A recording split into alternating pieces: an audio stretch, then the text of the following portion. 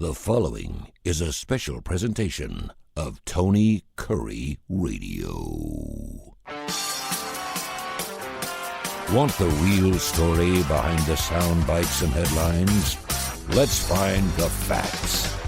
Remember, it's not a conspiracy theory if it's the truth. You are not paranoid or confused. You just need to know.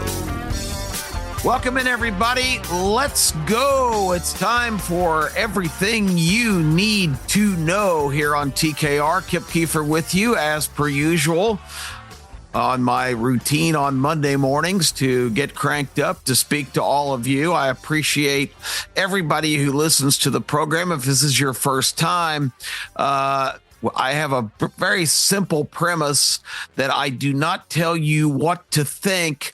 I only encourage you to think for yourself and consider some of the things we throw out here, because a lot of what we talk about is not really circulated, particularly in the legacy media, which I still haven't made the adjustment from the long time classification of mainstream media, which sounds to me a little more practical. Although legacy is interesting because the legacy is something you leave behind, and to call them the legacy media is probably more accurate than mainstream, because they are by no means mainstream any longer. The ratings on MSNBC and CNN and the quote conventional networks, CBS, ABC, NBC, abysmal. Nobody's watching it because they know that it's not credible.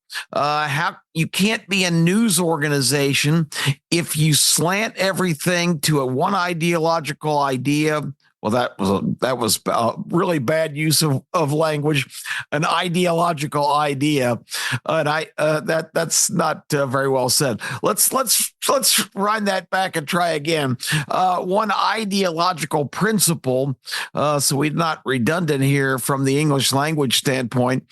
My 11th grade high school English teacher, Trudy Black, who's about 73 or 4 now and still looks sensational, had a big crush on her back in high school, but I wish I had a good story for you on that. But we just were real good friends and remain that way today. But she just cringed when she heard me use that language faux pas. Anyway, that's not credible information. This is the same group that throughout the Biden administration told you that Joe Biden was running the show and Joe Biden was vivacious and outworked everybody at the White House and was just this whirling dervish of activity and was more on top of world affairs and every policy was Joe's. Bunk. That's just was total BS. I told you on this show the day we logged on, if anybody is paying any attention whatsoever, you knew that Joe Biden was long gone, out to lunch permanently. And amazingly, it wasn't till the debate last June where he just was absolutely zombie-like, that people really got hip to the trip, because all of the people in the White House, the Obama all-stars that were surrounding him, his lovely devoted wife, Dr. Jill Biden, 3-time cover girl on Vogue. By the way, Melania Trump, a former supermodel who still is an absolute knockout, has never been on the cover of Vogue. This is her second stint as First Lady. Dr. Jill Biden managed to grace the cover of that magazine 3 times. Dr. Jill Biden was basically the second Elizabeth Wilson. That's the wrong word. Edith Wilson from the late 19 teens. Of course, Woodrow Wilson, president until 1920. During World War I, had a serious stroke, was bedridden almost the final last year of his presidency, but Edith kept that secret. She did tell people that he didn't need to be seen because he was in diminished health and that he couldn't get out much and do things that in the public light. Of course, with no media back then in terms of electronic media, nobody really noticed. But basically, Edith Wilson was president from 2019 to 2020. And because everything came to the White House, she supposedly ran it by Woodrow, and Woodrow would sign. But basically, Edith was president of the United States, kind of like Dr. Jill Biden. We just saw the first Trump cabinet meeting just last week on live television, which is something unprecedented. And it was pretty extraordinary to watch. You talk about a transparent administration. People were outraged that Elon Musk was there. Well, he's not part of the cabinet. Why was he allowed at that meeting? He wasn't approved by the Senate. Elon Musk is an advisor to President Trump, and he was there to interact with all the cabinet people in charge of all the various departments that were gathered for that meeting to ask him questions directly about his efforts in government efficiency. All of this uproar about Elon Musk being unelected and having his own agenda for all this is absolutely ridiculous. Elon Musk is a guy, I heard a European diplomat, actually a British diplomat the other day say, you Yanks are so extraordinarily lucky. There is not a world leader anywhere on the globe that wouldn't just absolutely move any mountain necessary to have Elon Musk as his chief advisor. This is a guy so accomplished, so brilliant, so capable of really looking at issues from a completely different perspective. I mean, he's a little off. He's a little bit of an odd character, but I don't think you can question his IQ or his list of accomplishments. And you talk about a guy where you say, you make reference to if somebody's not very smart, you say, well, he's no rocket scientist. Elon Musk is a rocket scientist. This is a guy that has invented all kinds of things, basically perfected the electric car. There's a brand new Neuralink company that he has founded that installs a chip in your brain. And if you have some deficient functions, like myself, I have a condition called NAION, which basically means my optic nerves at the back of my eye sockets do not properly transmit all the images that my eyes see to my brain. And Neuralink possibly is going to be something that could open the door for my vision to dramatically improve. Because this chip that gets installed acts as a basic transmitter to those regions of the brain that right now are being affected. And it's not necessarily directly for my particular condition, but it fits in the category of possibly making much better sight again a reality for me, because let me tell you, it is a rough go in this world to stay active and be involved and be informed. And reading is difficult, but I thanks to modern communications and equipment, if I reverse on my phone or my iPad, you can go to that kind of dark screen with the lighter letters, and that really stands out to me. Looking at it just a regular phone screen with the kind of bluish on white, it's really almost impossible to even read a single word. So some of the innovation has been really good, and but for anybody to question, and that's the important thing, what the diplomat from England said, that anybody would love to have this guy on their team because he knows how to run businesses. It's nothing personal. You've got a situation in Washington, we talked about it last week, where a fourth branch of government, that's not in the Constitution.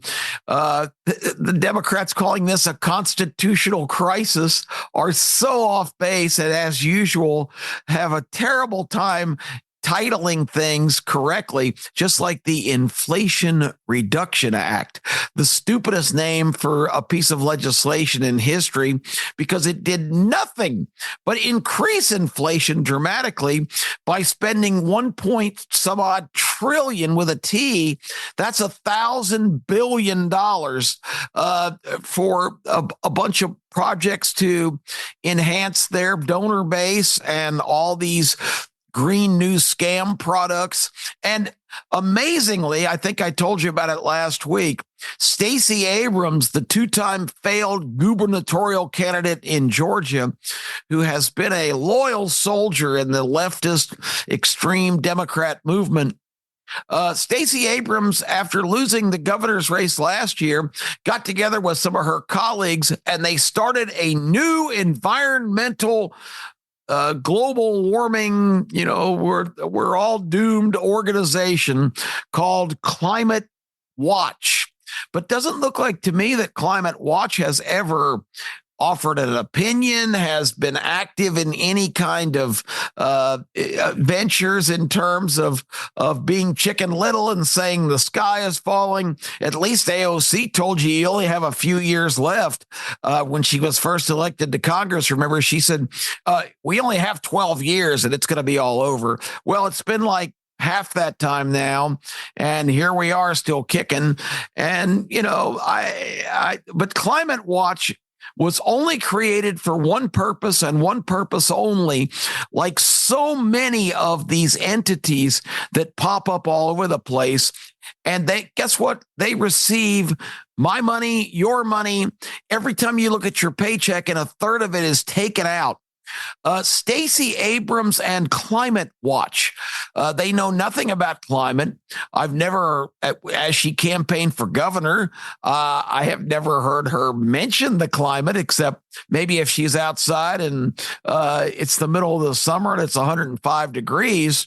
Damn, it's hot may have been the most climate specific thing she's ever said. But the bottom line is they start this organization. They've got $100 in the Climate Watch account, which is a de facto thing to legitimize their enterprise and to solicit donations. Well, they got a pretty good donation a week before the presidential election. Or not the election, the inauguration, when Donald Trump came into office January 20th. In the last week of the Biden administration, which is a joke because Biden didn't administer anything, the Environmental Protection Agency gave Stacey Abrams' Climate Watch a grant for $2 billion with a B dollars, so that their bank account would go from $100 to $2,100,000,000. It's just such a ridiculous game that we're seeing that happens in Washington. All of this allocation of monies from Congress to all of these bureaus and agencies and departments, over 400 of them in the federal government, this giant bureaucracy, the administrative state, is the fourth branch of government right now, because these agencies, like the Environmental Protection Agency, such as Social Security, Medicare, all of these rogue, staple things in the government that were not a single one created by the Constitution, drafted by the founders.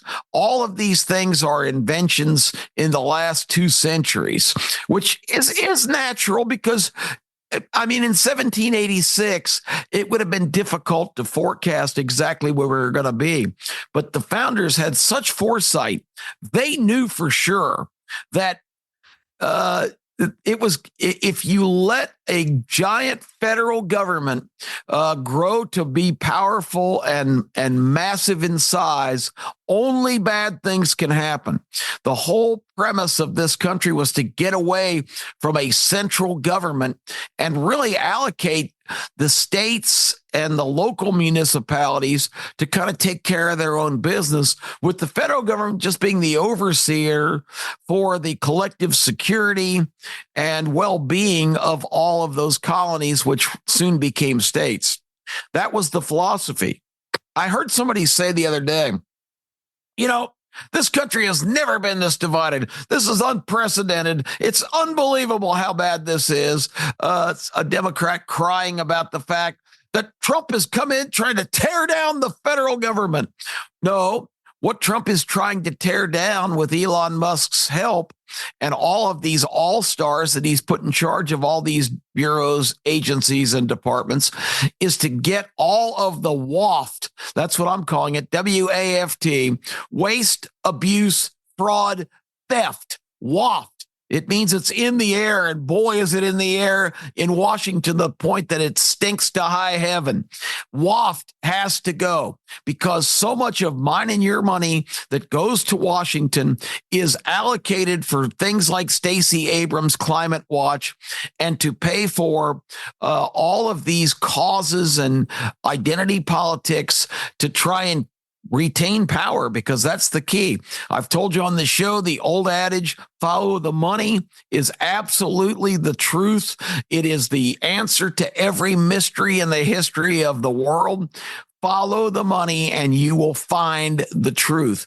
And the current government, and the reason the Democrats are freaking out, because Musk is finding all kinds of waft, waste, abuse, fraud, theft, which they never mention, but it's a lot of outright just stealing the money from people on the inside that have access to it and giving it to others that are going to circulate it right back. It's like a giant merry-go-round.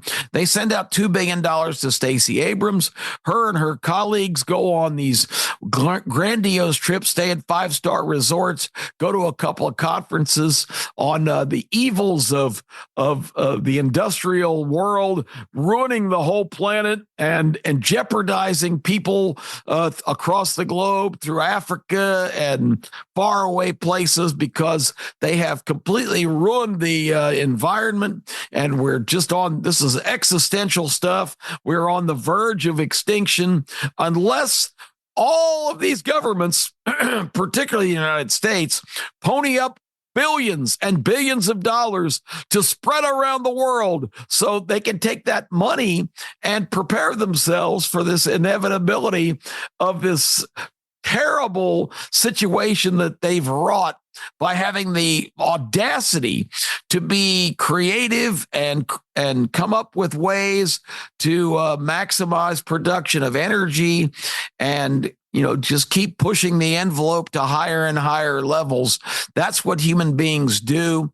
And it all can be solved with money. As long as we send Nairobi, $10 billion, it'll be all good because we've ruined their country and their climate with all of our activities. The whole thing is a giant scam. And what happens, Stacey Abrams gets the $2 billion. They go to a few conferences, lay around, eat caviar, drink champagne.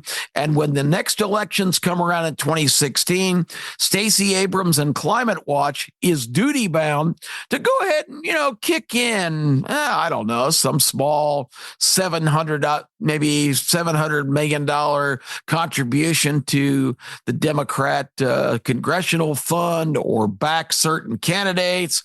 You wonder why. How did the Democrats have $2.4 billion in their war chest for this last presidential election, which Kamala Harris and her campaign burned through like it was $2.50. They are now in a deficit situation, begging donors for money so they can make up the deficit after blowing $2.5 million to get their ass blown off in the election. That's how bad things are for Democrats. And that's why they are freaking out with all of the proposed cuts, because they control the fourth branch of government, bureaucracy, administrative state, along, of course, now because the executive and the legislative and the Supreme Court, they'll change periodically by who gets elected to Congress or the presidency. The president, of course, and the Senate are responsible for who gets to go to the Supreme Court. So those elections have consequences. But right now, the only cards that Democrats hold is a formidable one. This administrative state with all of these millions of employees and all these do-nothings, which only about 10% even show up for work. Most of them have been in their sweatpants since COVID, watching Netflix and collecting a government check. Once again, politely and very courteously funded by you and I, as we have a third of our check deducted every week to enhance these folks' lifestyle and let government employees who have a salary around $100,000. I asked you this question previously. How do these people live in these gated communities with $3 and $4 million homes on a salary of about $100,000 a year? That just doesn't add up. The money, like a merry-go-round, once it's paid out of Washington, it gets circulated back and it winds up in every pocket along the way. The candidates, the bureaucrats who have all these different places to send money where it will come back to them personally. And that's what we're seeing in so many circumstances. And that's why they're freaking out, because the administrative state, the fourth branch of government, is 100% a creation of the Democrat Party. In Washington, 92% of the citizens of Washington, D.C. voted for Kamala Harris, and she was lucky to get in the low 40% in a lot of the rest of the country. So that means that 92 people out of every 100 in Washington voted for Kamala Harris because it's straight Democrat. They're all Democrats. This is the stronghold this party has on this country now, is their bureaucracy in Washington, and they are going to fight like mad to make sure that it doesn't get taken away, because that's their power base. That's what they've created.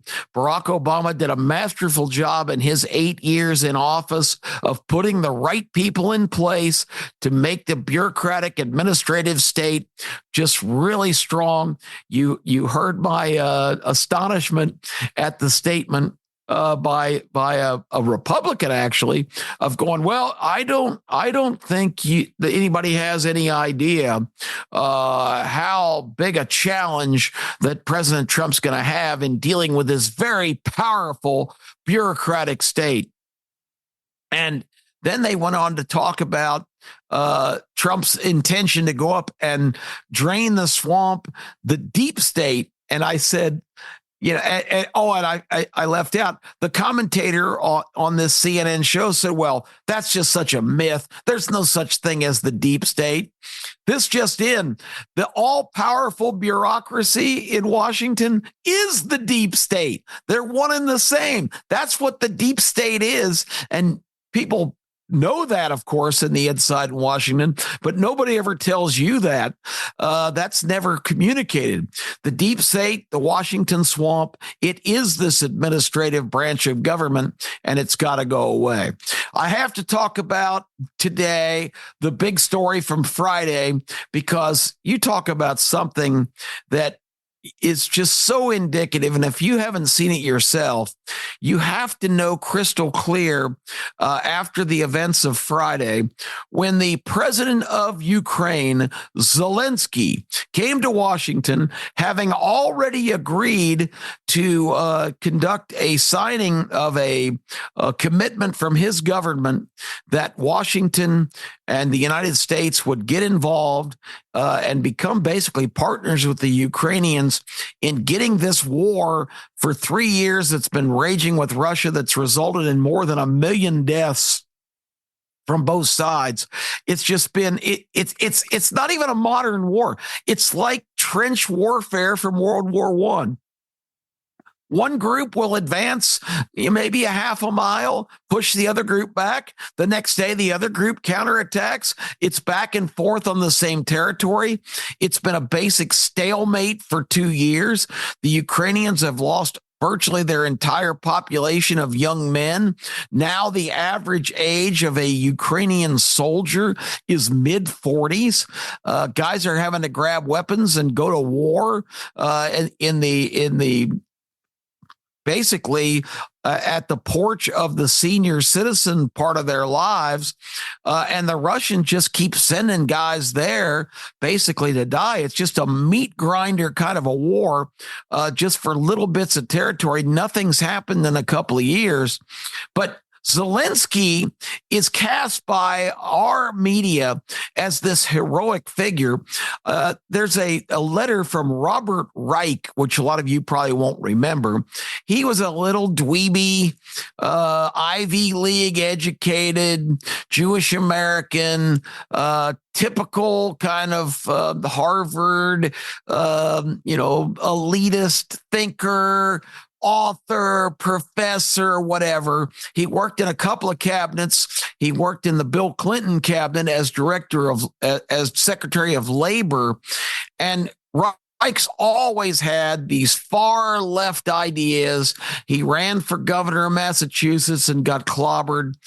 He was one of the first Democrats to step up and support gay rights and same-sex marriage, and all that's fine. But he took a far leftist position even before it was fashionable back in the early parts of this century.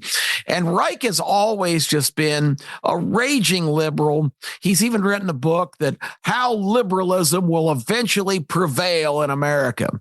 It's delusional, and they always have this dream that all of us will become totally woke and just step into their vision of a giant federal government making your decisions, telling you what you can drive, where you can live, what kind of appliances you can have.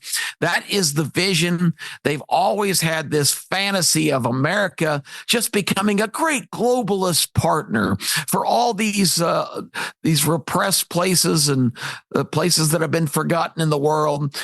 Everybody but Americans take priority in this thinking, because it's basically a Marxist system. And a Marxist system, the citizens are just expected to be dutiful and do what they're told because they can't think for themselves. The government needs to. Reich this weekend wrote this absurd, ridiculous, long dissertation about how J.D. Vance, the vice president, and Donald Trump, the president, belittled, berated, and embarrassed poor Zelensky on Friday in Washington when he came for the document signing ceremony. People that were there will tell you that it was Zelensky who had a lot of sarcastic things to say, and Zelensky, before meeting with Trump and Vance, actually was shuffled off to a secret meeting with 8 major Democrats that I don't know exactly who was there. I'm sure Chuck E. Schumer was on hand and all kinds of other Obama-era Democrat strategists. And apparently they convinced Zelensky that he should not trust Trump because Trump was in close cahoots with Vladimir Putin, of course, president of Russia. That myth continues after the ridiculous waste of $50 million, speaking of more waft, in his first administration, trying to prove that the Russians had influenced his election and he was a Russian agent and all that nonsense. Donald Trump is no more a Russian agent as I am a Blue Angel pilot, flying upside down and doing loop-the-loops. It is absolutely ridiculous. Zelensky went to the White House with a lot of attitude, and Trump's just not going to stand for it. Trump makes deals. That's what he does. That's what he's a professional at. The art of the deal is what he brings to politics. He had a deal with Zelensky. Zelensky was waffling and weaseling his way around, and Trump said, look, I'm not going to waste any more time with this. We either need to sign this thing or you need to leave. And he left. And this is so belittling and berating and embarrassing for a poor Ukrainian president, Zelensky, who Reich called a leader that's shown the most unbelievable courage and it's been so noble in leading his people in this war. Yes, Russia invaded Ukraine because they knew what Zelensky was. Putin knew what Zelensky was. The previous president was a Russian puppet, basically. He was pretty much installed by Moscow. So they've been calling the shots there for a long time. Putin did not want Zelensky. He wanted to force the issue. Nobody's justifying the Russians invading that country. It was wrong. It's still wrong. And a million people have died as a result. But Zelensky is so corrupt and such a snake oil salesman that was one of the Putin's motivations for doing it, because he thought he could roll right over them because Zelensky would be a weak, corrupt leader. Well, instead, Zelensky turns out to be very enterprising for his own backside, because Zelensky has profited immensely from this war. And the last 2 years of it being basically a standoff, they say how courageous he is. I remember at the first times of the war, he was walking down the war-torn, the bombed-out streets of a Kiev neighborhood, and they were saying, gosh, can you believe the courage of this man? He's walking around out in public when he's got to be the most marked man by one of the most vicious killers in the world, Vladimir Putin. Well, there was never an attempt on Zelensky's life because Zelensky is basically a joke. Putin didn't target him, and he knew it. He could get out in public. Zelensky has been to Washington, by my count, at least a dozen times in 3 years, and I may be missing a couple. And he comes to talk to Congress and comes to beg for more money. You and me and every American, we've already kicked in over $200 billion in direct payments and equipment to fund this war. And guess what? It is coming from very reliable sources that a lot of that military equipment we send that goes to Ukraine, that our experts have said for a couple of years, there's a lot of tanks and different things unaccounted for. We don't know where they are. Well, I can tell you where they are. Zelensky and his cronies in the corrupt Ukrainian government sold a lot of that equipment to terrorist organizations, to rogue states around the world for 30, 40 cents on the dollar. And guess where that money went?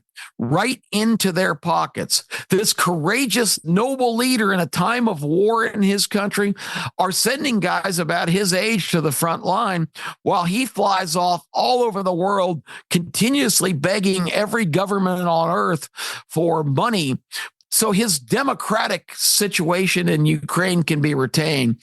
I have it also on very good authority that Zelensky himself and several major officers in the Ukrainian government have bought lots of property in the Greek Isles, some of the highest end real estate you can possibly imagine. So, all this time, Zelensky has been out of the country for a great deal of it, meeting with European leaders, coming to Washington, flying all over the world, to South Korea, Japan, asking all of these people for money. And it's just a giant fundraiser. And that's what Ukraine's all about. And it was all about that to start with. As you remember, in the Obama administration, Joe Biden was the special head of Ukrainian policy. And Joe Biden was parlaying that into a personal payday for himself, because through his brothers and his son Hunter, they had all kinds of sweetheart deals in Ukraine and China and all over the world. And remember, we got to give 10% to the big guy. I wonder who the big guy was. Everybody knows who the big guy is. That's why he could pay $4 million cash for one of his mansions on the beach in Delaware.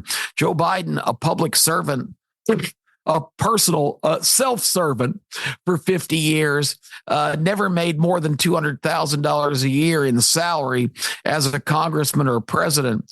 And yet he can pony up $4 million in cash for a mansion on the beach. I've said it many times on this show. Why doesn't it bother Americans when these people go to Congress and start to serve in Washington, serve themselves, and stay up there 20, 24 years? Because like idiots, we continue to send back the same corrupt, people that are enriching themselves for term after term after term. Congress has the lowest ratings of approval imaginable, but it's like, it's not our guy. We like our guy. Let's send him back. In Alabama, Richard Shelby was a senator for 6 terms. That's 36 years. That's not how this is supposed to work. So when they come out of government, after going in a person of average means, all of them have a net worth of 20, 25, $30 million. Ask yourself how that happens and why does that not outrage every one of us? Anyway, I could ramble on all day on this. Zelensky, don't buy the banana from the media and from Democrat leaders that Zelensky is anything other than a 2-bit dictator. They all hide behind, well, we got to preserve Ukraine's democracy. We have to protect their border sovereignty. Under the Obama and Biden administrations, we weren't protecting our sovereignty of the border. We let people walk right in our country and do whatever they wanted. So, all of this is hollow. All of it's about money. It's all about putting money in so many pockets that comes out of your paycheck, and that's where it goes. And what Elon Musk is doing, like I told you when I first heard about this last summer, this has the potential to be a real game changer, which in our lifetime we have not seen other than the civil rights movement of the 60s and very justified civil rights legislation that has made a lot of improvements, but this is probably the biggest development in American government in so long, because it's going to get back to the model that the founders envisioned: a small, compact, not all-powerful federal government. And there was fights over this in the very early days in the George Washington administration.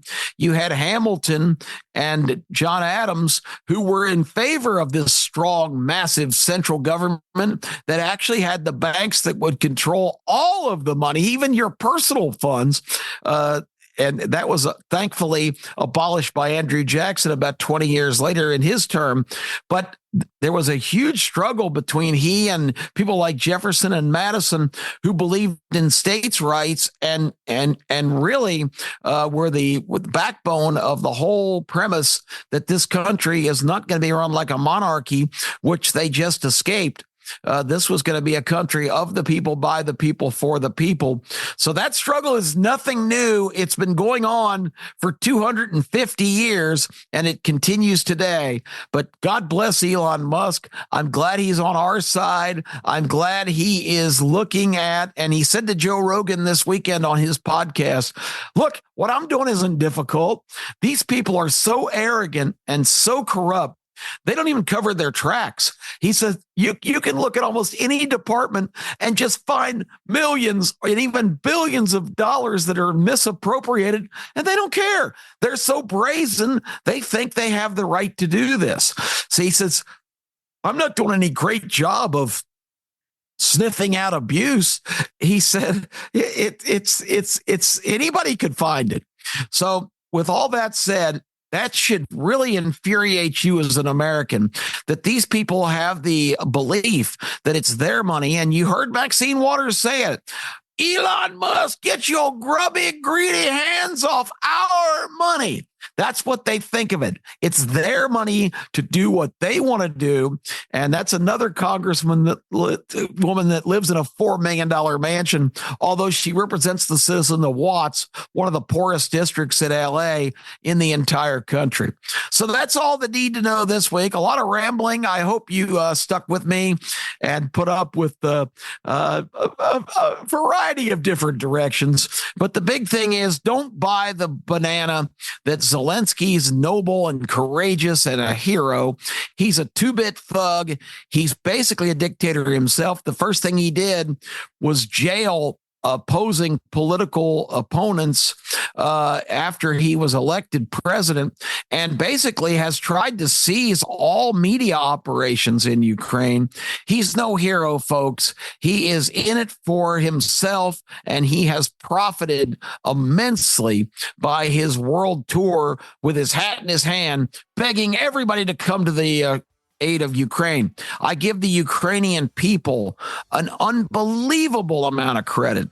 These people don't like the Russians, don't want to be involved with the Russians, don't want to be invaded by the Russians, and they are fighting this war. Zelensky, other than providing the minimal support and equipment, has really not any credit to be derived by the incredible effort by his people who are fighting for themselves in their homeland. They're not fighting for the government of Ukraine. I'm Kip Keefer. That's Need to Know for this week. We'll be back next Monday with some more thoughts, and there'll be plenty to talk about because there is never a dull moment right now if we're talking about news and politics.